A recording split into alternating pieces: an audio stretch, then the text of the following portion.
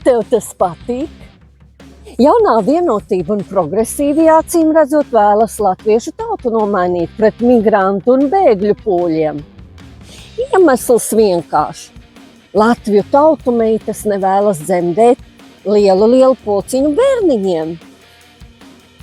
Zin, tā kā tajā multfilmā par zaķīšiem, kur zaķu tēvs teica, dēlēnī 4 un meitiņa pēciņa.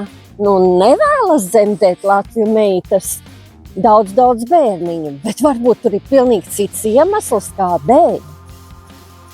Jo arī valstī jānes atbildība par savu tautu un nāciju, par tās labklājību un attaudzi. Statistika nežēlo.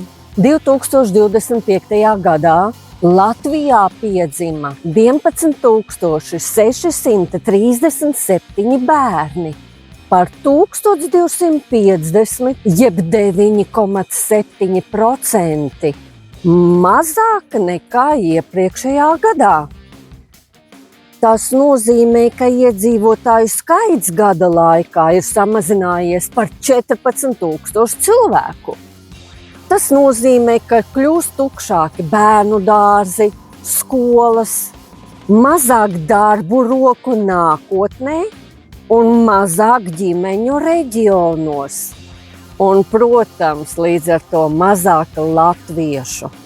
Iespējams, tāpēc jaunā Vienotība un progresīvie atteicās Nacionālās apvienības priekšlikumam samazināt migrantu un bēgļu skaitu Latvijā. Jo taču labs iemesls nomainīt latviešu tautu pret bēgļiem un migrantiem, jo viņiem taču ir lielas ģimenes, vai ne? Jāsaka, nav kas strādā. Jā, un migranti būtu tie, kas labāk varētu strādāt nekā paši latvieši, kuri ir ieinteresēti savas zemes labklājībā. Viņiem acīm redzot darba tikums ir lielāks nekā latviešiem, ja? Jā, un migranti un bēgļi ir tā panacēja. Vai tomēr valsts nav uzdevuma augstumos, kurai būtu jānodrošina tautas labklājība, drošība un galu galā tautas attaudze. Tāpēc izvēlamies to vienkāršāko ceļu, ko tur noņemties ar Latviju tautu. Tur ir jāiegulda resursi, finanses, bet lētais darba spēks, tāpēc jau tas saucās lētais. Taču tas jau netraucē izmantot Eiropas fondus politiķu pietuvinātajām personām un apdīrāt Latviju tautu nodokļu maksātājus. Jā, bet par ko valsts nevēlas runāt? Ieskatīsimies kādos citos statistikas datos. Jaunieši vecumā no 18 līdz 29 gadiem, tas ir apmēram 28 000, ir tādi, kuri nestrādā, nemācās. Un tā ir ļoti liela problēma. Neviena veselīga ekonomika nevar atļauties tik lielu daļu cilvēku skaitu atstāt ārpus darba un izglītības sistēmas. Tāpēc vēlēšanu laikā jaunā Vienotība un progresīvie neaizmirstiet ieskatīties jauniešu acīs un pateikt, jūs mums neesat vajadzīgi. Jebkurā brīdī jūs nomainīsim pret migrantiem un bēgļiem, kuriem starp citu ir lielas ģimenes. Bet ir vēl kāda statistika, ko valsts acīm redzot nevēlas redzēt. Latvijā ir aptuveni 90 000 trešās grupas invalīdu. Tas ir aptuveni 50 000 no viņiem ir bez darba. Un risinājums būtu ļoti vienkāršs.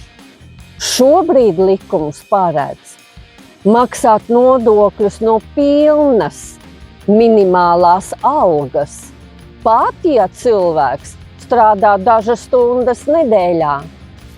Tādēļ Nacionālā apvienība iesniedza priekšlikumu Saeimā ļaut maksāt sociālās iemaksas atbilstoši nostrādātajām stundām.